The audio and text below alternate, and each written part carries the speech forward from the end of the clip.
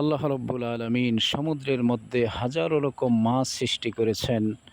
এক এক মাছে এক এক রকম স্বাদ। মাছের মাথার ভিতরে এক স্বাদ, পেটের মধ্যে এক স্বাদ, পিঠের মধ্যে এক স্বাদ, লেজের মধ্যে এক স্বাদ।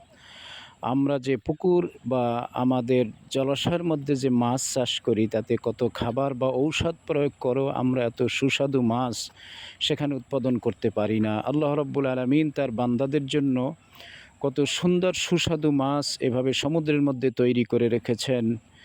এরপরেও যদি বান্দা এগুলি খেয়ে আল্লাহর নাশুকরিয়া করে, আল্লাহ তাআলা বলেন, লা ইন শাকারতুম লাযীদান্নাকুম ওয়া লা ইন কাফারতুম ইন্না আযাবি লাশাদীদ। বান্দা, আমার দেয়া নেয়ামতের শুকরিয়া যদি তুমি আদায় করো, আমি আল্লাহ তাআলা নেয়ামত আরও বাড়ায়ে দিব। যদি নাশুকরিয়া করো, তাহলে অবশ্যই তোমাকে কঠিন আযাবে গ্রেপ্তার করব এবং তোমার নেয়ামতকে তোমার কাছ থেকে ছিনায়ে নেব। আল্লাহ রব্বুল আলামিন আমাদেরকে তার বেশি থেকে বেশি নেয়ামতের শুকরিয়া আদায় করার মতো তৌফিক দান করেন। আমিন।